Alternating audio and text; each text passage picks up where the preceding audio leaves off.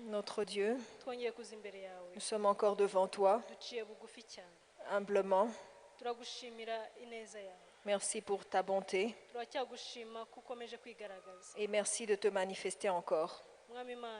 Notre Dieu, nous sommes au moment d'écouter ta parole. Nous te supplions de venir nous parler. Viens et parle à ton peuple.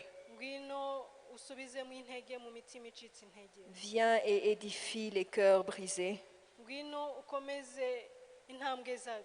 Et viens et sois avec nous dans chaque pas que nous portons.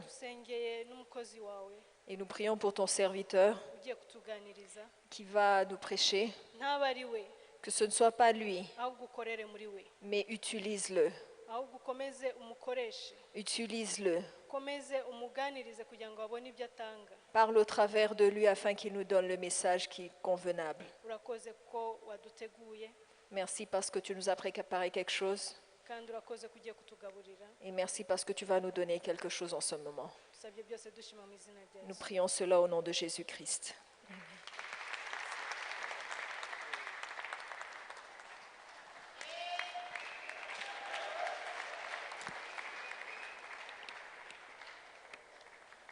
Alléluia. Reka dukomere Imana amashyi. Acclamons très fort pour le Seigneur. Reka tuyishime yuko yaduhaye kuba imbere yayo.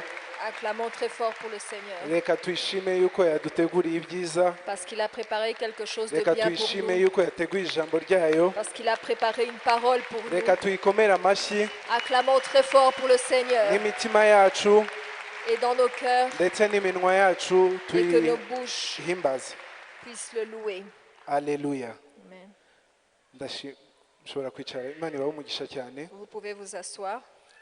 Nkuko bababwiye nitwa Emmanuel Uwimana, madamu mwamubonye. Je m'appelle ainsi Emmanuel Uwimana. Navuze abana dufite muri culte ya mbere mbona abantu barikanze.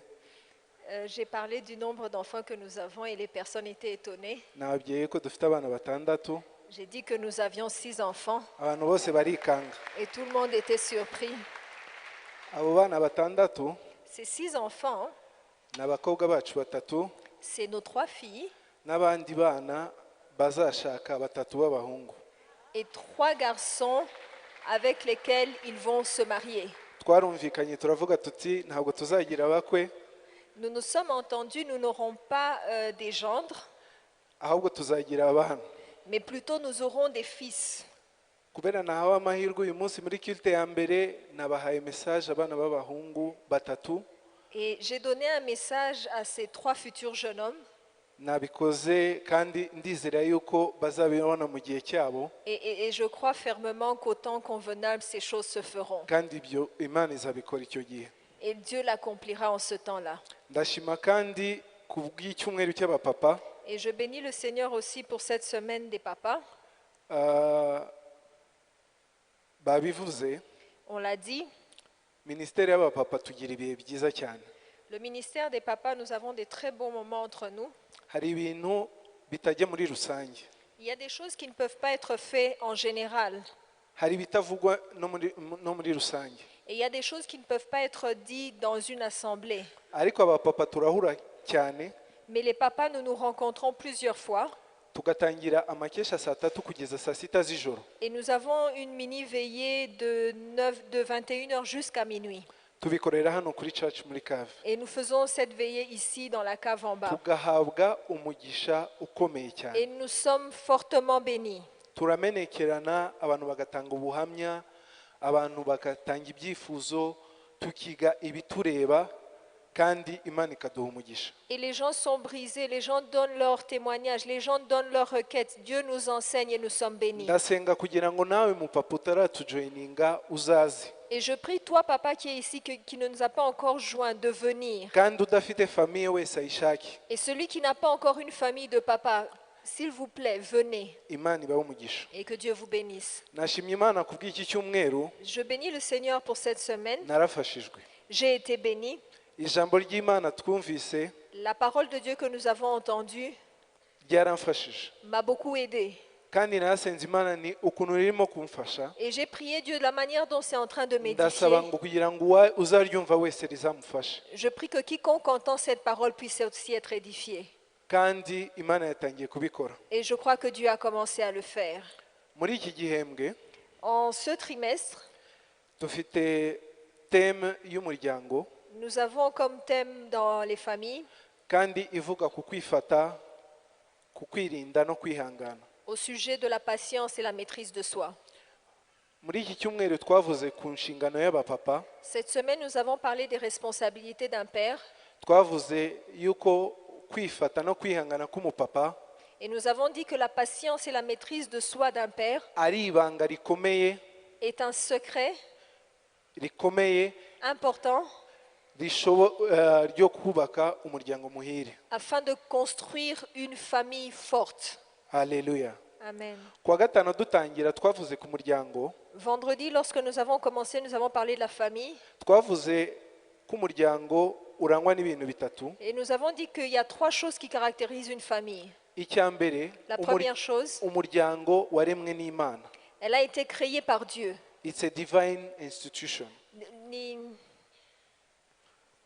C'est une institution C'est une divine. institution divine. Hari igihe abantu batekereza ko gushinga umuryango cyangwa kugira umuryango ari amahitamo yabo. Certaines personnes croient que c'est leur choix de fonder une famille, Akumva yawubaka cyangwa yawusenya. qu'il peut la construire ou la détruire, Akumva yawufasha cyangwa yawureka. l'aider ou bien ne pas l'aider. Ariko usobanukiwe yuko umuryango ari Imana yawushinze, Mais lorsque tu comprends que c'est l'Éternel qui bâtit le foyer, hari amakosa menshi utakora. il y a certaines erreurs que tu ne commettras pas. Hari ibintu byinshi utakora, Il y a des choses que tu ne feras pas hari ibintu byinshi wakwirinda, et il y a des choses pour lesquelles tu seras protégé. hari ibintu byinshi wakwihanganira Et il y a beaucoup de choses que tu peux patienter kugira ngo umuryango wawe ugere mu mugambi w'Imana. afin que ta famille puisse entrer dans le plan de Dieu. Icya kabiri twavuze yuko umuryango uhoraho. Et la deuxième chose, nous avons dit que la famille est éternelle. Nta gihe na expiring date ugira. Une famille n'a pas de date d'expiration. Yego ushobora kuwuvamo nk'umwana ariko ushinga uwundi. Tu peux, c'est vrai, comme un enfant, créer ta propre famille Ariko ugashinga uwundi muryango. et créer ta propre famille. Ikindi twavuze, Et une autre chose que l'on a dit, twavuze yuko umuryango ari ngombwa. nous avons dit que la famille est quelque chose de fondamental. Reka mvuge iki kintu. J'aimerais dire ceci. Hari ikinyoma gishobora kuba cyaratangiriye mu bindi bihugu kikabaza naho tuba muri sosiyete yacu. Il y a une hérésie, il y a un mensonge qui est en train de se répandre dans les sociétés et qui est même en train d'arriver ici Yuko en umuryango Afrique, ushobora kuwugira cyangwa ntuwugire. qui dit que quelqu'un peut avoir une famille ou pas. Abantu bagaha priority ibindi byose Et les gens donnent des priorités à autre chose. muri objectif z'ubuzima bwabo Et dans les objectifs de leur vie, hatarimo umuryango. il n'y a pas la famille. Akumva yakora ibindi byose ati gushaka ntabwo ari ngombwa. Et il se dit que je peux faire toute autre chose, mais fonder un foyer, un couple, c'est pas important. Ariko Imana yaravuze ngo Mais là, Dieu a dit, si byiza yuko umuntu aba wenyine, il n'est pas bon que l'homme soit seul. ahubwo nzamuremera umufasha baba umubiri umwe, Et je lui créerai une aide semblable baba afin qu'il soit umuryango un, umwe. afin qu'il soit une famille. Ibyo binyoma rero ntibizatugereho. Alors que ces mensonges ne nous arrivent pas, ne nous atteignent pas. Ikindi twavuze ndacyari kuwa gatanu, Une autre chose que l'on a dit vendredi, navuze yuko umutwe w'umuryango ari wo mugabo. nous avons dit que la tête du foyer est l'homme.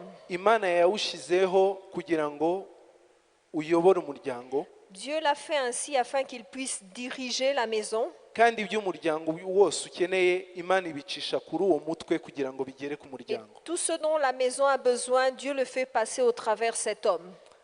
Nabwiye abari muri culte ya mbere J'ai dit aux personnes qui étaient au premier culte yuko itegeko ubu ngubu mu Rwanda rijyanye n'umuryango, que je leur ai dit que la loi familiale ici au Rwanda uravuga yuko umugabo n'umugore dit qu'un homme et une femme, bamaze gusezerana, après avoir conclu, avoir signé au niveau de la commune,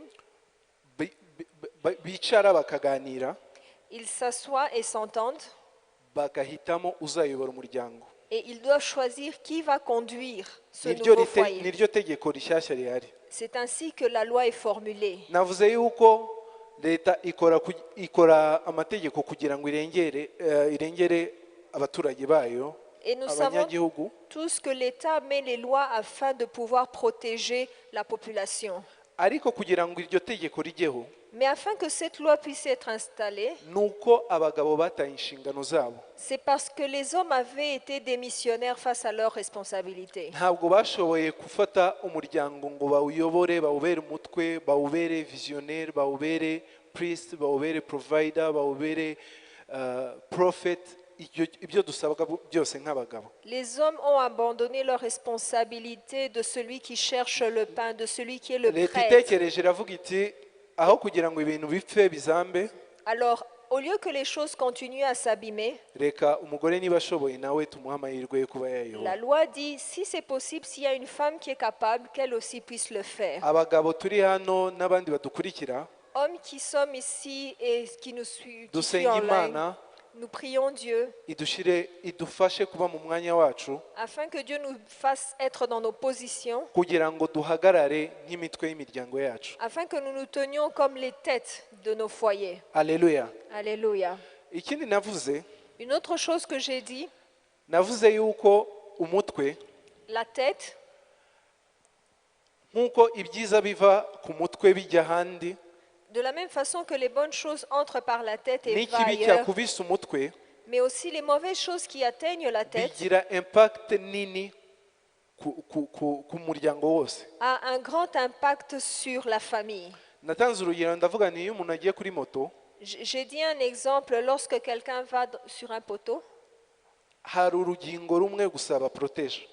il y a une seule partie du corps que l'on protège. bamuha kasike akambara mu mutwe, On te donne un casque pour porter sur la tête, kubera yuko aho hantu babona hari danger, parce que l'on sait que cet endroit est sensible. kandi ukoze accident ukababara ku mutwe ukakomereka mu mutwe, Et si tu fais un accident et que tu es blessé sur la tête, amahirwe make nuko cyangwa se inkurikizi nuko ushobora gupfa cyangwa ukagira ingaruka zikomeye cyane. il y a beaucoup de probabilités que si tu es touché sur la tête, que tu puisses avoir des complications sévères. si kuri moto gusa, Et ce n'est pas seulement pour les motos, ni ahantu bubaka mu mashantier mais même là aussi dans les chantiers, bambara kasike. on porte des casques. iyo bagiye mu mamine, Lorsqu'on va ahantu dans les mines bacukura amabuye y'agaciro, pour creuser et obtenir des pierres précieuses, kubera yuko ari ahantu ibitaka bishobora kugwa bikica abantu, parce qu'il peut y avoir des éboulements, baproteje umutwe. on protège la tête. iryo nayishuriwe yuko C'est ainsi que j'ai eu cette révélation. mu mugambi mubi wa satani Dans les mauvais plans du diable, wo gusenya umuryango, de détruire les familles, wo kwiba iby'umuryango, de voler, wo kwica imiryango, de détruire, wo kurimbura imiryango, détruire complètement les familles, akenshi aca ku mutwe. la plupart du temps, il passe par l'homme, aca ku mutwe par la tête, kuko azi yuko umutwe upfuye, umutwe wangiritse, umutwe ufite ikibazo, n'ahandi hose harababara. parce qu'il sait que tout ce qui touche à la tête va toucher à tout le reste du corps. ariko Imana ishimwe Mais que Dieu soit loué, kuko ifitiye umugambi mwiza imiryango parce yacu. qu'il a un bon plan vis-à-vis de nos familles. Imana ishimwe Que Dieu soit loué, kuko ifite ibyiteganya byinshi ku bapapa, parce qu'il a beaucoup de plans bons envers les papas, ko ifite kububaka, afin de construire, ko ifite kubakomeza, afin de les fortifier, kubafasha kwirinda, de les aider à se protéger, kubaha kwihangana, de leur donner la patience, kugira ngo imiryango yabo ibe mizima nk'ukuntu yabiteguye. afin que leur famille soit forte et établie comme Dieu l'a voulu. Haleluya, Que Dieu soit loué. haleluya. Alléluia. Twavuze ku bintu abapapa bakwiye kwirinda. Et nous avons parlé de choses que les papas doivent se préserver. Twavuze ikintu cya mbere cy'umujinya, La première chose, c'est la colère. umujinya n'uburakari. La colère ou la colère. La colère. Imana kubera guha abapapa ubuyobozi, Parce que Dieu a donné au papa le contrôle, la direction. bumva yuko ibintu byose bikwiye kugenda nk'uko babishaka, Ils pensent souvent que tout doit se passer selon ce qu'ils veulent. ikitagenze nk'uko babyifuza Et ceux qui ne marchent pas selon leur volonté, bigatuma barakara. ils doivent se fâcher. Rimwe na rimwe Parfois, satani akabyuririraho le diable utilise cela akazamura umujinya mu mitima yabo, en, mu bitekerezo byabo, en soulevant la colère dans leur cœur, bagasharirira abo mu rugo. et il rend amères les personnes qui sont avec eux dans la maison. Yaba umufasha, yaba umugore Imana yamuhaye, Que ce soit son épouse, yaba abana, que ce soit les enfants yaba abo mu rugo bandi, et toutes les autres personnes qui y vivent. ugasanga babayeho batanezerewe kubera reaction za papa, kubera uko papa yitwara, uko papa yifata kuri bo. On voit que toutes ces personnes ne sont pas heureuses à cause de la façon dont le papa réagit. Twavuze yuko ugiye kureba ihohoterwa rikorwa mu ngo, mu Et mafamiye, nous avons dit que lorsqu'on regarde les violences qui se passent dans les familles, uzasanga kenshi rikorwa n'abapapa. nous remarquons la plupart se font par les papas Kubera uwo mujinya bakunze kugira. à cause de cette colère.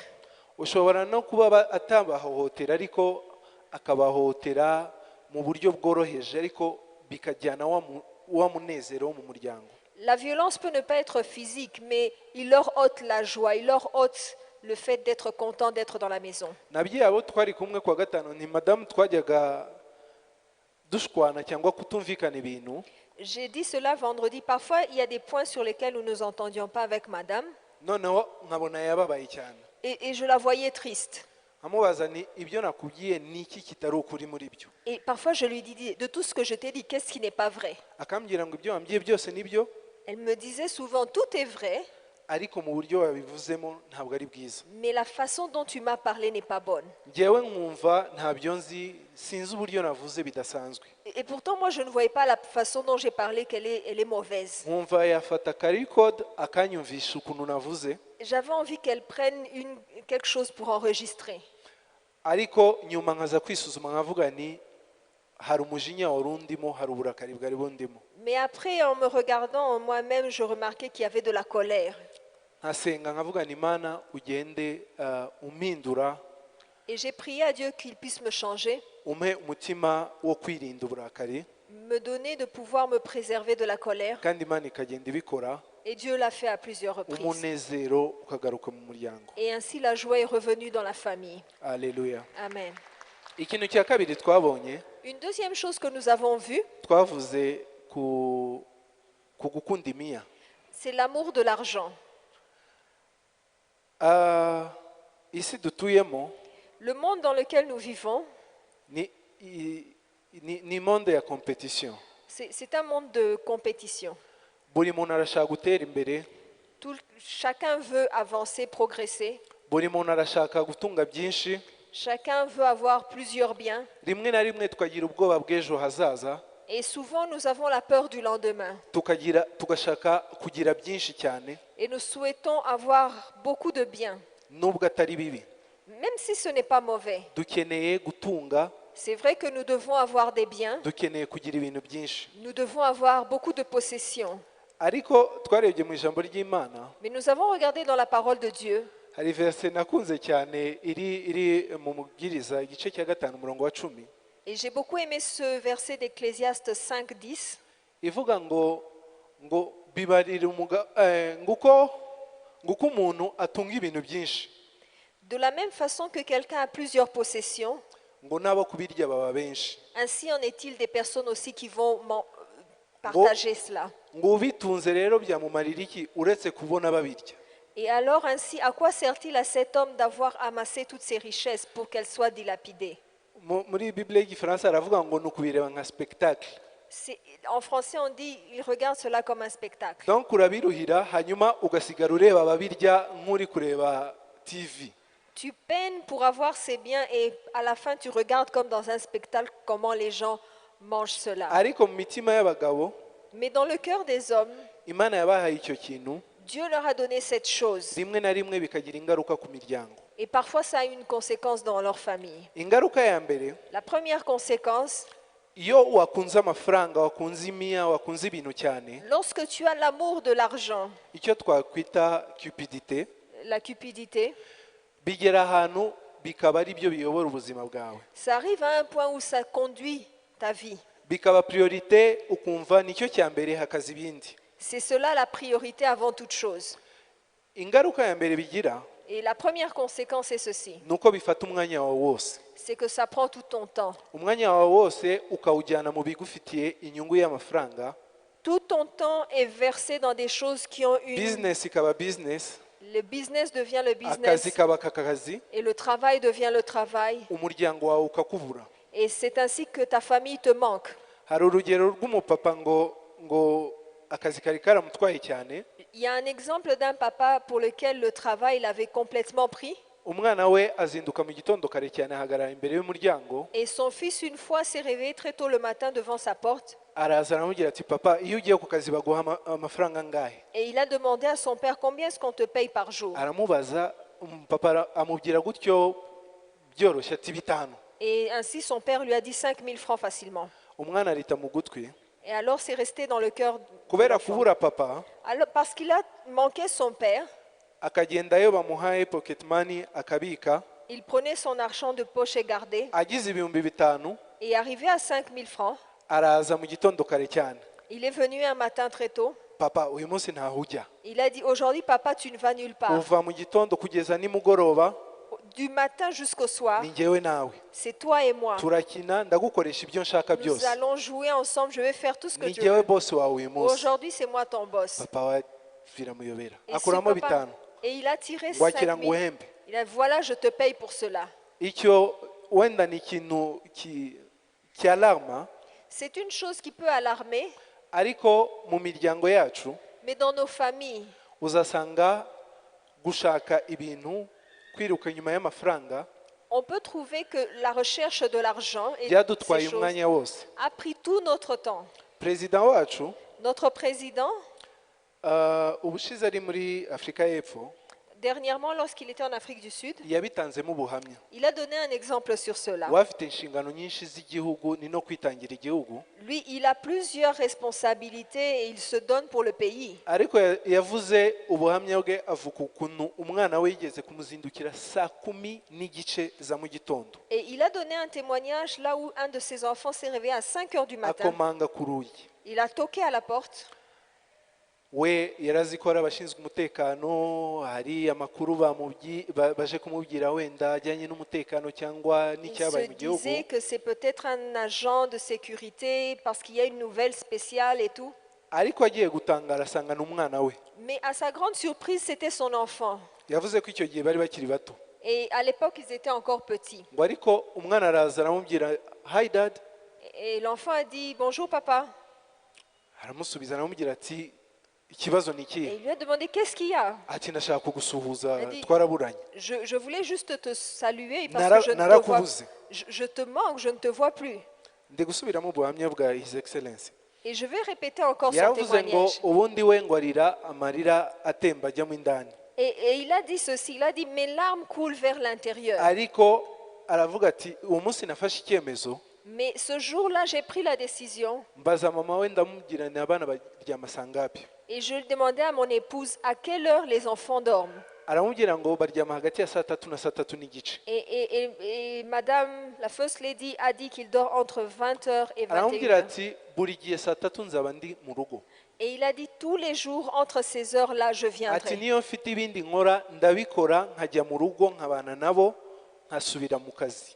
Tous les jours, même si j'ai des responsabilités, je reviendrai pour rentrer au travail après. Uwo ni perezida wa repubulika Ça, c'est le président de la République ayobora aya majyambere turimo, qui nous dirige vers ce développement dans lequel nous allons. ayobora ibintu byose muzi ayobora. Et toutes les choses que vous connaissez qu'il fait. Wowe umuryango wawe ukubonera umwanya ungana gute? Toi, quel temps donnes-tu à ta famille? Imana idufashe cyane. Que Dieu nous aide. Ingaruka ya kabiri La deuxième conséquence, ni uko iyo uyashaka amafaranga, lorsque tu cherches l'argent à tout prix, uko uyashatse siko uyabonye. c'est pas forcément que tu obtiens cela. Hari igihe amafaranga aca sens unique, Parfois, l'argent est à sens unique. wowe ukagenda gutya Tu pars dans cette direction nayo agaca hano, et elle choisit une autre ukagenda muri iki direction. cyerekezo nawe akagenda muri iki Tu cyerekezo. choisis cette direction et l'argent cherche une autre. Akenshi abagabo Et souvent les hommes, icyo gihe barimukira bakajya mu murongo w'amafaranga alors ils shiftent et vont dans l'autre direction de l'argent. bagakora ibyo batagombye gukora. Et parfois ils font des choses qu'ils ne devraient pas faire. Umuntu arebye umubare w'abapapa bari mu maprison Lorsqu'on regarde le nombre de papas qui sont dans les prisons, ni benshi cyane sont plusieurs. kubera yuko bavuye mu murongo wo kuyashaka uko bakwiye kuyashaka, Parce qu'ils ont quitté la direction de chercher l'argent de façon convenable. barayiba, Ils ont dû aller là où on doit voler, barayadeturna, là où on doit détourner, biba imisoro, où on vole les taxes, bafata ruswa on prend l'argent, on est corrompu, n'ibindi n'ibindi et toutes sortes d'autres choses, kugira ngo bakunde bayabone. juste pour arriver à l'objectif d'obtenir l'argent. Ariko nk'abapapa twamenye Imana, En tant que papa qui connaît son Dieu, dusenge kandi twirinde ikintu cyo gukunda imiya. prions afin que nous ne puissions pas aimer excessivement Dufite l'argent. amasezerano amwe muri yo ni uko Imana yavuze ngo izatumaraho ubukene bwose. Car nous avons des promesses, parmi l'une d'elles qui dit que l'Éternel pourvoira à tous nos besoins. Dukomere Imana amashyi cyane. Et acclamons très fort pour le Seigneur. Icya gatatu twabonye Le troisième point, ni irari ry'umubiri. c'est la convoitise de la chair. Simfite imibare Je n'ai pas des chiffres, ariko ugiye kureba ingo zisenyuka, imiryango itandukana, ibibazo biri mu ngo akenshi usanga ari ubusambanyi. lorsqu'on voit les statistiques, les séparations qu'il y a dans les couples et les foyers. La plupart des temps, c'est dû aux adultères. Kandi ugasanga akenshi biva ku bagabo. Et cela vient souvent des hommes. Ariko Imana yaduhaye imibiri Mais Dieu nous a donné ces corps no kugira ngo tuyubahishe. afin que nous puissions le glorifier. Kandi kubw'icyubahiro cyayo Et pour sa gloire, igakora uko ikwiye gukora. il fait ce qu'il veut en nous. Bibiliya iravuga ngo ibindi byaha byose bikorerwa hanze y'umubiri, La Bible dit que tous les autres péchés se font en dehors du ariko corps, icy'ubusambanyi gikorerwa mu mubiri. mais celui de l'adultère se commet à l'intérieur. Abapapa dusenge, Papa, prions, twihangane maîtrisons-nous kandi twirinde et maîtrisons-nous kugira ngo imibiri Imana yaduhaye itazaba intandaro yo gusenya ingo zacu, afin que ces corps que Dieu nous a donnés ne soient pas la source de nos itazagira séparations ingaruka ku miryango dufite. et avoir des conséquences dans nos familles. Icya kane Et aricyo le cya nyuma, quatrième point, qui est le dernier, abapapa bakwiye kwirinda ku nshuti zabo. les papas doivent faire attention aux amitiés qu'ils ont.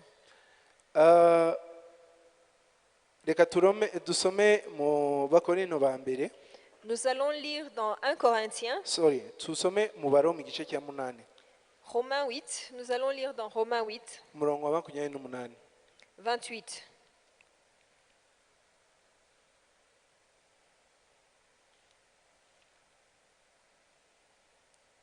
Cyangwa reka dutambuke, si umurongo nashakaga. Ok. Bibiliya iravuga ngo La Bible dit ceci, ngo inshuti mbi les mauvaises compagnies yonona imico y'umuntu, imico myiza. corrompent les bonnes mœurs. Hari abapapa benshi Il y a beaucoup de papas bari bazima, qui avaient des bons caractères, bari abizerwa, qui étaient fidèles, ariko kubwa kompanyi zabo, mais à cause de leur compagnie, kubera abo batindana, les personnes avec qui ils sont souvent ensemble, bava mu byizerwa, ils ont quitté les bonnes choses.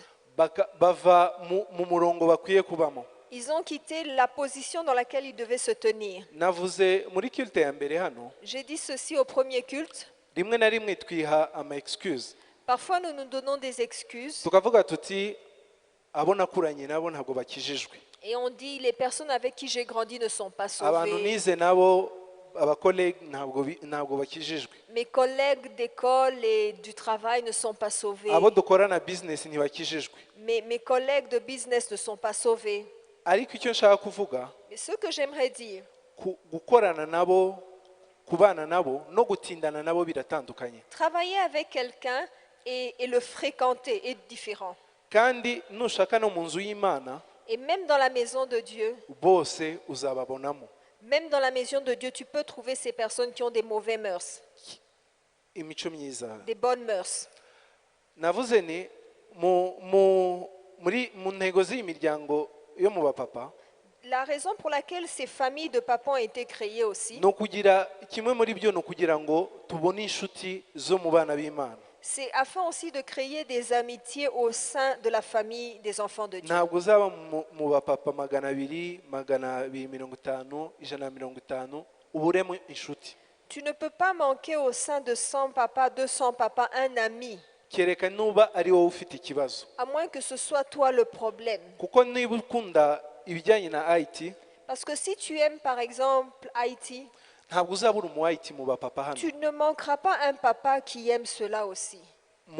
Muvuge iby'Imana ariko muvuge n'ibyo bya IT. Ainsi, vous pourrez parler des choses de Dieu, mais aussi de ces choses Haïti. niba ukunda ubucuruzi, niba ukunda business, Si tu aimes les business, faire les hari affaires, abapapa baba businessman. il y a des papas qui font des affaires. muzabana mukabana mukavuga business mukavuga n'iby'Imana. Ainsi, tu peux les fréquenter et parler des choses de Dieu et aussi des affaires. ibikurimo bikabajyamo n'ibibarimo bikakujyamo. Ainsi, ceux qui en toi puissent aller en eux et vice-versa. nk'abapapa rero dukwiye kwirinda Ainsi, en tant que papa, nous devons nous préserver tukamenya abo dutindana nabo, et connaître les fréquentations avec lesquelles nous devons marcher. kuko wowe Parce que toi, uzaba average y'abantu mutindana. tu seras la moyenne des personnes avec lesquelles tu passes ton temps. inshuti zawe nyinshi, niba ufite inshuti 5, Si tu as 5 amis, uzaba average y'abo baribo.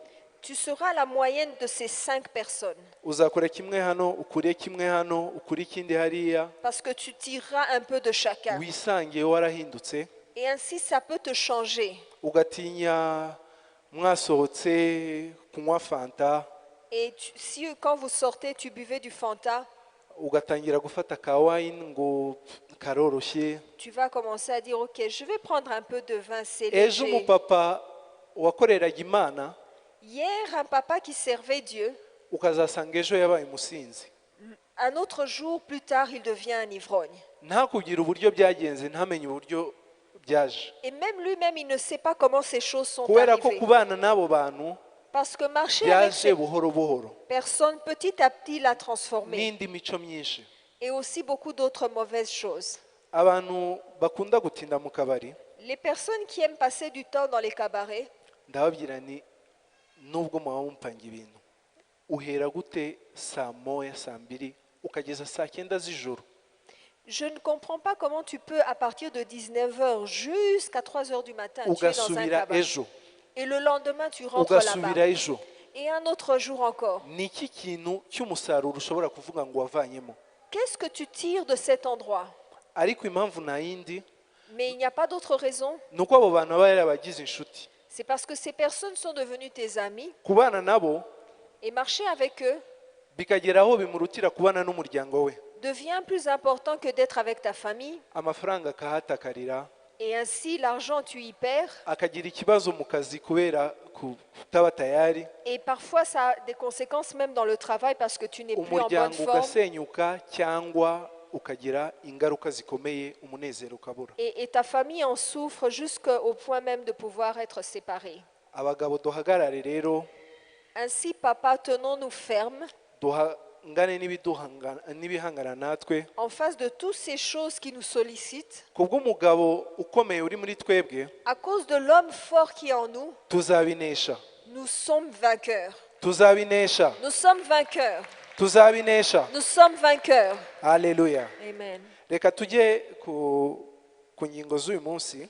Maintenant, nous allons passer au point d'aujourd'hui. Turasoma Zaburi 128, Nous allons lire dans Psaume 128, umurongo wa ni igice cyose, ni umurongo wa mbere kugera ku wa gatandatu. de 1 à 6. Reka nsabe mama Diane asome.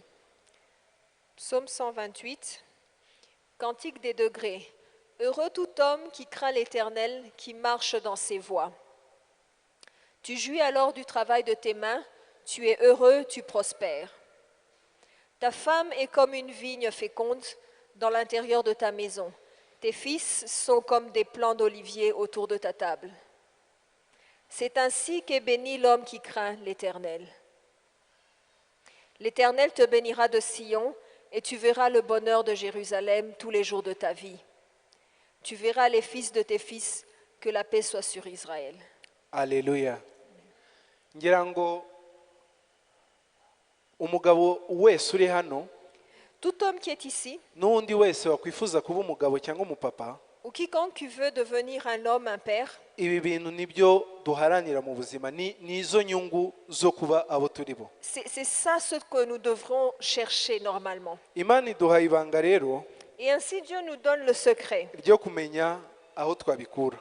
là où nous pouvons tirer ces choses. Ijambo ry'Imana yavuga ngo dore uko umugabo wubaha Uwiteka utinye Uwiteka amera. Et la Bible dit, voici l'homme qui craint l'Éternel, Ntabwo comment il est. ntabwo nabitandukanye n'umugabo wirinda wihangana kandi akifata. Et c'est des choses qui vont ensemble. C'est un homme qui se maîtrise et qui a la patience. Uretse kubyakira mu buryo bw'umwuka, À part recevoir ces choses spirituellement, ubundi bisa n'ibihabanye. normalement c'est des choses qui sont contradictoires. Gutinya Imana Craindre Dieu ntabwo wabyasosiye na biriya byose nk'ingaruka z'umupapa wubaha Imana. ne s'associe pas facilement avec tous ces avantages d'une personne qui craint Dieu. Icya mbere ijambo ry'Imana rivuga La première chose, la parole de Dieu dit ceci. ngo tu jouis des fruits de tes mains.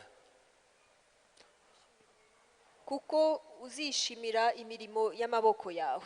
Yes. Uzishimira ibivuye mu kazi kawe. Tu te réjouiras du fruit de ton travail. No kuvuga Ça veut dire, ushobora no gukora ukabibona, tu peux travailler et voir le fruit de ton travail, ukabibona ariko ntibikunyure, ntibikuryohere, mais ne pas être satisfait, ntibiguhaze. ne pas être content de ce que tu as.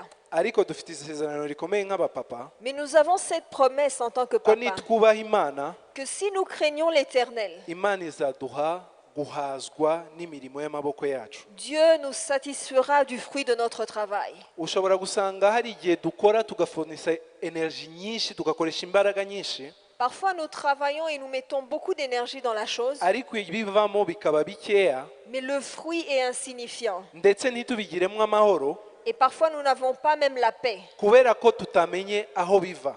parce que nous ne savons pas la source d'où viennent ces choses. Ariko ubwo tubimenye, Mais maintenant que nous comprenons, Imana iduhe guhanga amaso kuri yo yonyine. Dieu nous donne de fixer nos yeux vers lui. Kare natanze urugero, Tantôt j'ai donné cet exemple. navuze uburyo umugabo yaje gukizwa, J'ai donné d'un homme qui est allé pour recevoir Christ.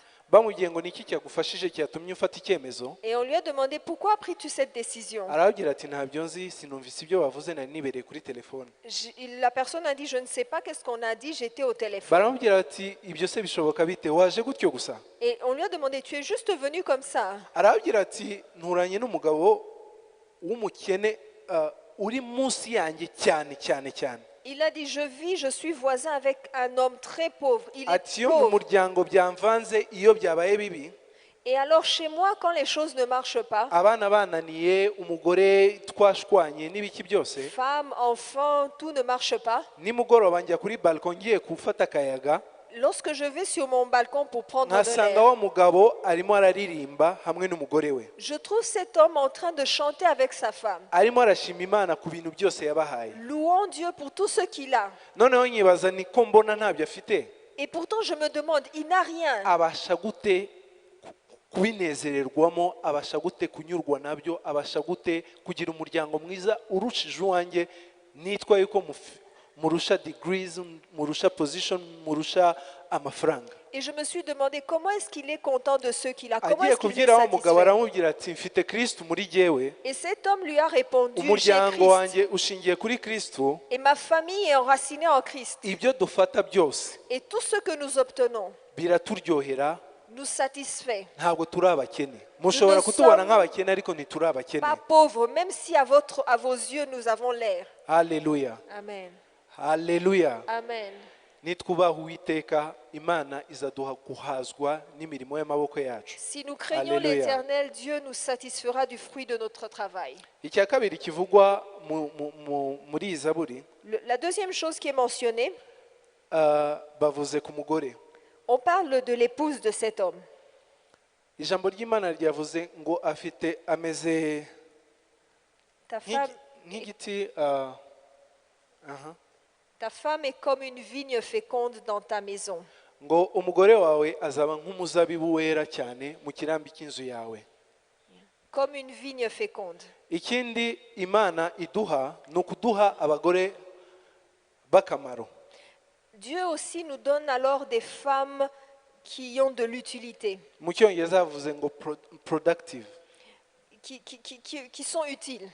Kimwe mu migisha Imana yahaye abapapa Une des bénédictions que Dieu donne aux hommes, ni abamama mu bakomera amashyi. c'est leur compagne, leur épouse.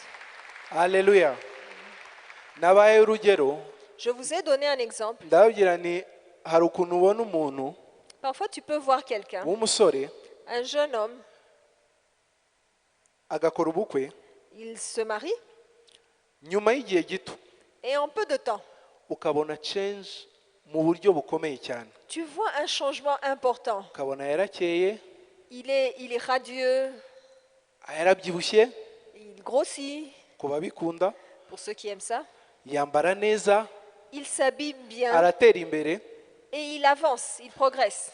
Wajya gusanga gushaka icyatumye ibyo byose biba, Et lorsque tu essayes de rechercher la raison, rimwe na rimwe ugasanga nta revenue nta n'icyahindutseho. tu peux trouver que les revenus n'ont pas changé. Ariko Imana iduha umugisha w'abagore, Mais Dieu nous bénit au travers nos épouses, ibyo mu rugo byose bigatubuka, bikamera neza, mu rugo hakaba neza. car elles multiplient toutes les choses qu'elles trouvent à la maison et les choses avancent. Hari umuntu wavuze ngo umugore Il y a quelqu'un qui a dit une femme ngo ni umuntu ukuba ibintu, est une personne qui multiplie. ati icyo umuha cyose Toute chose que tu lui donnes, aragikuba. elle multiplie cela. Ariko muramenye ntimuzabahe ibibi, Mais faites attention de ne pas leur donner des kuko mauvaises nabyo choses, ashobora kubikuba. parce qu'aussi elles peuvent les multiplier. Urumva ko ingaruka ziba kuri wowe. Et vous comprenez d'où vient alors le problème. Umuha urubuto akaguha umwana, Tu lui donnes une graine et elle te donne un enfant. umuha keya akaguha umunezero, Tu lui donnes de l'attention, elle te donne de la joie. umuha inzu akaguha urugo. Tu lui donnes un bâtiment, une maison et elle te crée un foyer. Abamama rwose turabashimira Imana, Les mamans, nous bénissons le Seigneur pour vous kandi Imana ibaha umugisha et que Dieu vous bénisse. mu gusohora kw'amasezerano yacu. Vous êtes l'accomplissement de nos promesses Mutugirira neza cyane. et vous nous faites beaucoup de bien.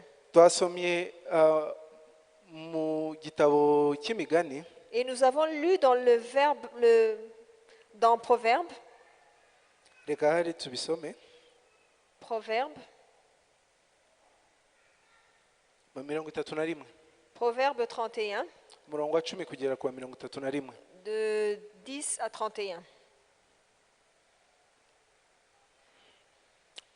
Qui peut trouver une femme vertueuse?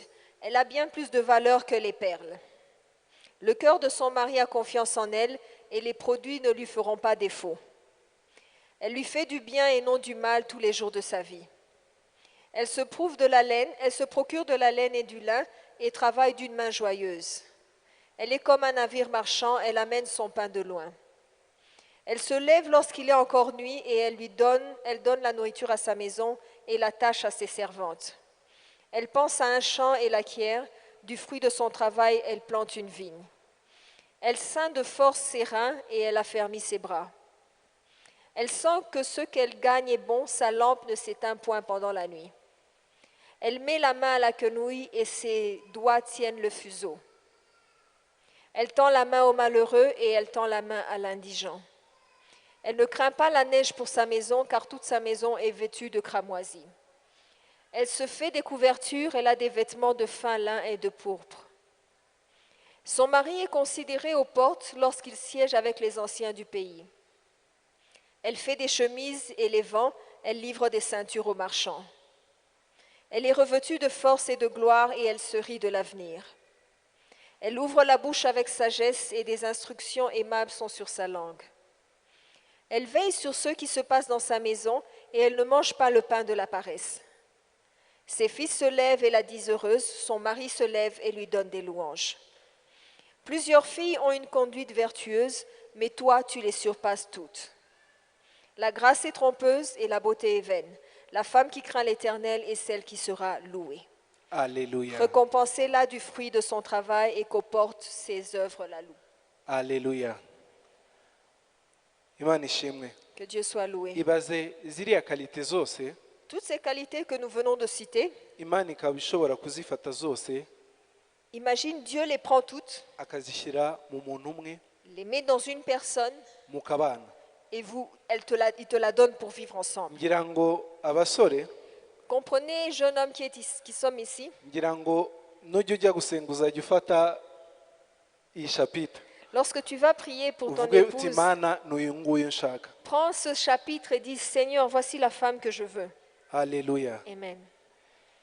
Bibiliya yavuze ku mugore, ivuga ku byo mu rugo, ivuga ku bana, ivuga ku kazi, ivuga kumererwa neza, ivuga kurya, ivuga ku mbeho, ivuga ku bintu byose. Hanyuma iravuga iti ibi byose umugore ashobora kubirinda abo mu rugo rwe. La Bible a parlé des différentes choses que fait une femme et à la fin, il dit que toutes ces choses, c'est ça les choses qu'une femme vertueuse fait. Natangajwe no kumva ngo umugabo we ngo arashimwa cyane ngo iyo yicaranye n'abakomeye. Et ça m'a étonné de dire que son mari est honoré lorsqu'il est assis au milieu des grands. Twebwe tuzi yuko umugabo yubahwa bitewe n'ibyo yakoze cyangwa ibyo ari byo. Nous nous sommes habitués qu'un homme a de la valeur à cause des choses qu'il a faites. Ariko Bibiliya iravuze ngo kubera umugore ko atunze Mais la Bible dit à cause de cette femme ngo qu'il a, arashimwa cyane iyo ari mu nama z'abakomeye. il est honoré dans l'assemblée. Bavuze ngo abyuka mu gitondo kare cyane mbere y'abandi bose. La Bible dit qu'elle se réveille très tôt le matin avant tout le monde. Nabajije muri kilte ya mbere ni abagabo hano babyuka mbere y'abagore babo bamanike amaboko. J'ai demandé les Niba hommes, mwicaranye ubwo arabiguhamiriza. j'ai demandé les hommes qui Apana se... mugiye gusenga. Je ne dis pas prier, Kubyuka utangiye umunsi wawe ni bangahe? je dis combien se réveillent tôt avant. Muzamure ntacyo bitwaye. Levez vos mains. Aha, ni mbarwa kabisa. Ni bake. Alléluia. Amen. Impamvu abyuka mbere nuko Imana yamushizeho umuryango ku mutima. La raison pour laquelle elle se réveille tôt, c'est parce que Dieu lui met à cœur sa Nuko famille. nkuko Bibiliya yavuze ngo niwe utanga instruction mu rugo, niwe ubwira abakozi ibyo bakwiye gukora. Comme la Bible dit qu'elle donne des instructions dans sa maison, Akareba abana, elle regarde les enfants, akareba umugabo, elle regarde son mari, akajya gushaka umurima akawukorera nkuko babivuze. elle regarde le champ et prépare tout ce qui est nécessaire. Imana ishimwe kuvuga abamama. Et que Dieu soit loué pour les mamans. Navuze urugero kare J'ai donné un exemple tantôt mvuga kuri madame, sur mon épouse. ndavuga ni narabimushimiye nawe kandi ndabishimira Imana. J'ai remercié le Seigneur et je lui ai Igihe kimwe remercié. nibazaga À un moment donné, je me demandais uburyo umuntu umwe comment une personne ashobora gutwita peut être enceinte, akanabyara accoucher, muri icyo gihe nyine et pendant cette période, akaba arimo gukora MBA. elle est en train de faire un MBA. Muri icyo gihe kandi Et pendant ce même moment, akora akazi kuva kwa mbere kugeza kwa gatandatu, elle travaille de lundi jusqu'à samedi.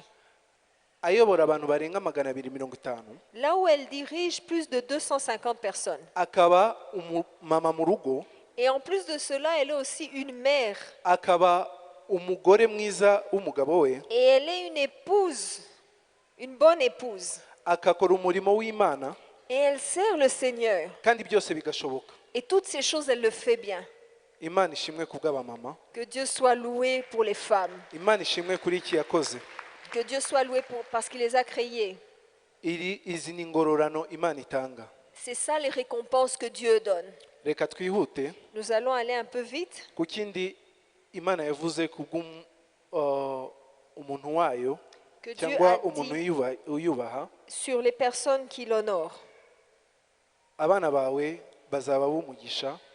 Tes enfants seront une bénédiction. Bibiliya yavuze muduhe verse. Psaume 127, Non, tusubire kuri 128 toujours. 128. Umurongo wa gatatu cyangwa wa kane.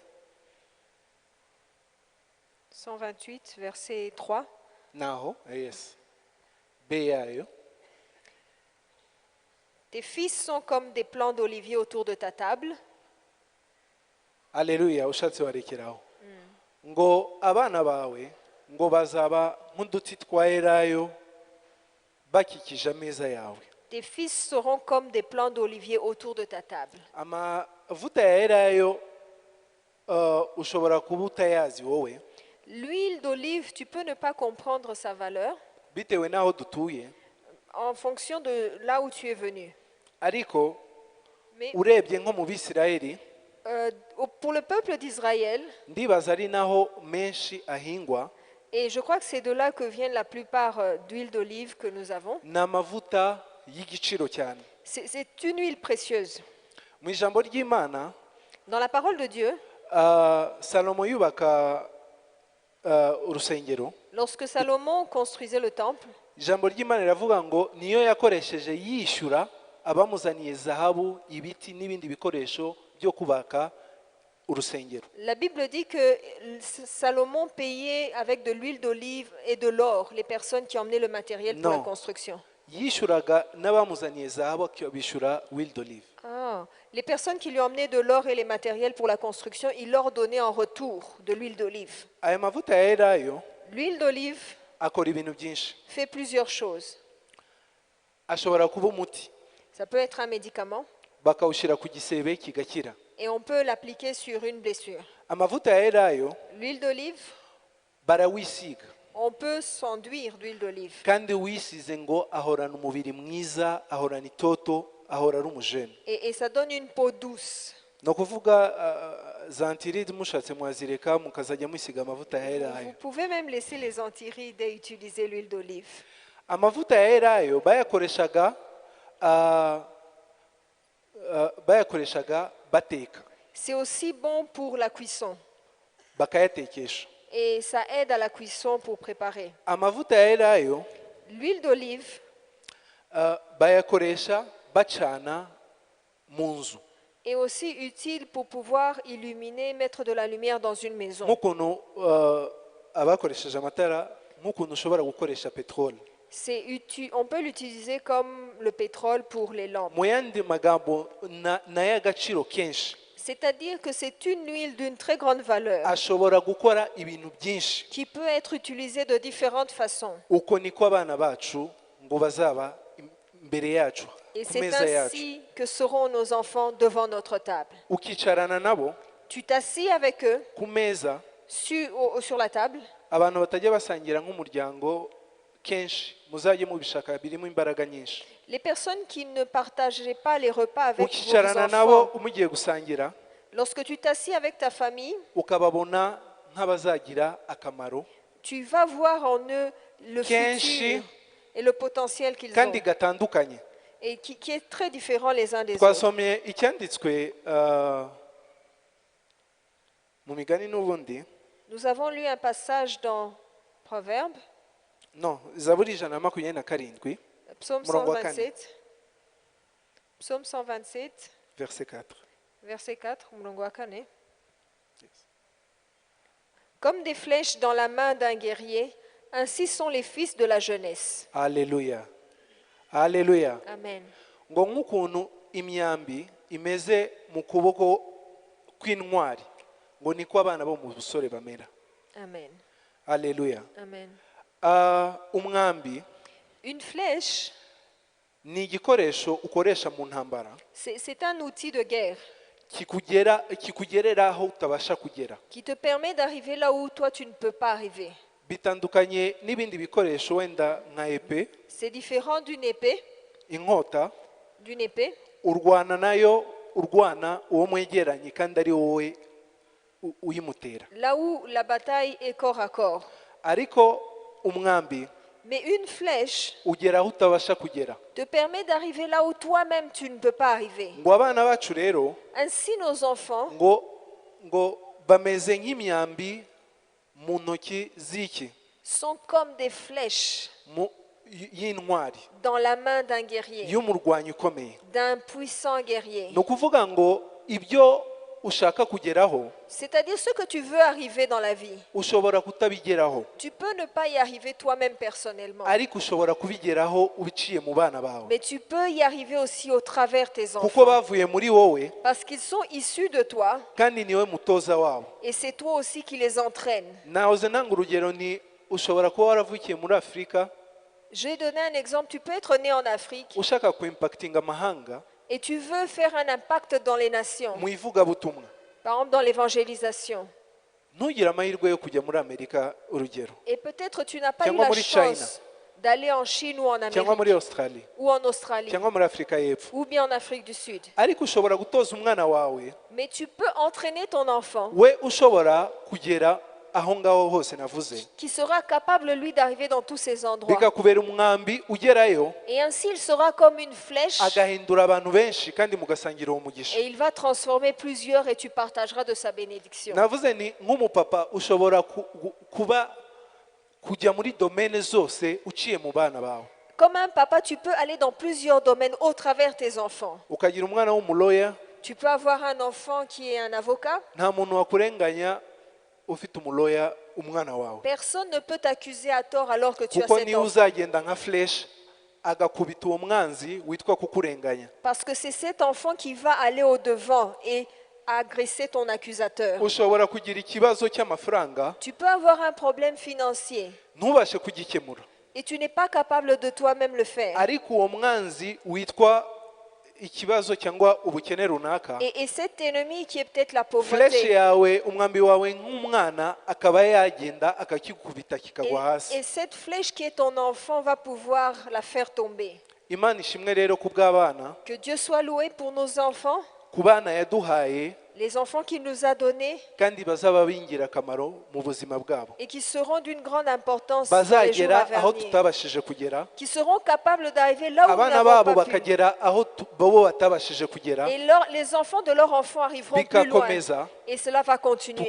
tukitwa abanyamugisha. Et ainsi nous serons appelés bénis. Nkunda cyane kampani z'abanyamahanga J'aime beaucoup les compagnies des étrangers usanga yitwa izina ryawo, qui a le nom de leur famille. ugasanga amahoteli yitwa Windsor, Par exemple, les hôtels qui s'appellent Winston. bakakubwira ngo uwayishinze On dit que celui qui a fait cet mu hôtel gihumbi magana inani na en 1800, mu mujyi runaka muri Amerika, dans un tel état des États-Unis niba atari mu Bwongereza, ou bien en Angleterre, yashinze hoteli imwe il a créé un hôtel ashyiramo abana be et il a mis ses enfants arabatoza, et il les a entraînés. apfuye Et lorsqu'il est mort, barakomeza les enfants ont continué. bafungura iya kabiri, Ils ont ouvert le deuxième hôtel. byarangira abuzukuru les bagafunga petits-enfants izindi enye.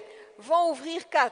Uyu munsi ukaba wasanga Sheraton cyangwa Windsor iri ku isi hose. Et aujourd'hui, on trouve Sheraton et Windsor Hotel un peu partout. Muri iyi zaburi nicyo bavuga, Et c'est ce que dit ce psaume. niyo mizabibu ku meza yawe. C'est ces plants d'olivier sur ta table. Uwagize umugisha akabona abana, Lorsque tu as eu la bénédiction d'avoir iki des kintu enfants, uzajya ukizirikana, fais attention de ces choses. umenye yuko abo Imana yaguhaye ni ukugira ngo bunguke bagere aho utageze, kandi ufite inshingano yo kubatoza. Ces personnes, Dieu te les a mis devant afin que tu les entraînes et te fasses arriver là où tu n'as pas pu arriver. Muri za nyigisho twavugaga z'abapapa, Dans les enseignements que nous recevons chez les papas, nakunze ikintu kimwe umupasitori yatubwiye. j'ai aimé une fois un pasteur qui nous a dit ceci. Yaratubwiye ngo abapapa turabatoza, Il nous a dit que papa, vous êtes comme des coachs. ngo ntabwo turabigisha, Nous ne sommes pas des enseignants. ngo kubera ko umwigisha Parce qu'un enseignant, yigisha ibyo azi, il enseigne ce qu'il connaît. naho umutoza Mais un entraîneur, atoza icyo ari cyo, il entraîne ce qu'il est. ntabwo utoza ibyo uzi. Tu n'entraînes pas ce que tu connais, Ntabwo uvuga ngo abana bawe bazaba abapasitori, kuko na kenshi turabibona ugasanga abana yabahaye imirimo yose yo mu rusengero. tu ne diras pas que tes enfants seront pasteurs et parfois on voit les personnes donner à leurs enfants toutes ces activités à Umwe l'église. akamwita umuhanuzi, Un, il undi l'appelle akamugira prophète, umupasitori, un autre undi pasteur, akamugira worship leader, un autre worship undi leader, akamugira umwinginzi, un autre enseignant ou intercesseur. ariko ntabwo bizizana gutyo gusa, Mais ça ne va pas venir de soi-même. ntabwo bizaza kuko wabivuze. Pas parce que tu as juste dit. Utangira ukabatoza ukabigisha Mais- n'iryo jambo ry'Imana kugira ngo bazarimenye Il banaryigishe. faut les enseigner, il faut les entraîner afin qu'ils puissent y arriver. Amasaha uyu munsi yankubise kabisa, mu minota ine gusa, iminota ine mumbabarire. Ikindi twabonye muri iyi zaburi, Et une autre chose que nous avons vue dans ce psaume, hatubwiye ngo uzabona umugisha reka tuhasome ndumva ari mu mirongo ya nyuma ijana na makumyabiri n'umunani n'ubundi 128, psaume 128, le dernier verset. hariya havuga ngo nawe uzabona ibyiza biza kuri Yerusalemu. Et tu verras le bonheur de Jérusalem. Alléluia. Amen. Alléluia. Amen. Alléluia. Amen. ngo uzabona ibyiza biza i Yerusalemu. Et tu verras le bonheur de Jérusalem. ni ukuvuga aho utuye C'est-à-dire là où tu vis, muri saison iyo ari yo yose peu importe les saisons, hari ibyiza bihaza. il y a des bénédictions qui s'approcheront de toi. ijambo ry'Imana riravuga ngo muri saison zose ibiza aho uri ngo uzabibona. La Bible dit que dans toutes les saisons par lesquelles tu traverses, ni les ukuvuga bénédictions t'approcheront. ikigezweho muri icyo gihe aho uri C'est-à-dire dans ta saison, les choses qui t'arriveront, nawe bizakugeraho nk'umuntu wubaha Imana. t'arriveront pour te bénir comme un enfant de Dieu. kandi ijambo ry'Imana riravuga ngo Imana izaguha umugisha uva i Siyoni. Et la Bible dit que l'Éternel te bénira de Sion. Siyoni ni ku musozi w'Imana. Sion est la montagne de l'Éternel. ni ukuvuga ngo ibyo tuzakira byose bizaba bivuye ku Mana. C'est-à-dire que tout ce que nous obtiendrons viendra kuko hari de ibyo Dieu. dushobora kwakira tubyihaye. Parce que parfois nous obtenons des choses parce que nous sommes hari battus pour ibyo cela. tubona bivuye kuri Satani. Et parfois cela vient du diable. hari ibyo twishakishiriza. Et parfois que nous cherchons nous-mêmes. ariko umugisha w'uyu mugabo ijambo ry'Imana rivuga ngo uzaba uva i Siyoni. Mais la Bible parle de la bénédiction de celui qui ni craint Dieu. ukuvuga yuko bizaba biva ku Mana. Elle viendra de Dieu, elle viendra de Sion. duhagarare nk'abagabo Tenons-nous comme des papas. twihanganire ibiduhinyuza. Patientons et tenons-nous fermes devant toutes ces choses et difficultés. turwanye ibyo dukwiye kurwanya. Et combattons fermement. twirinde ibyo dukwiye kwirinda. Nous préservons nk'imitwe afin qu'en tant que tête, niduhagarara muri uwo mwanya lorsque nous nous tiendrons dans notre position, Imana izakora ibintu byinshi kubwo kubaka imiryango yacu. que Dieu puisse au travers de vous faire des grandes choses dans nos familles. Imana ibahe umugisha. Que Dieu nous bénisse tous.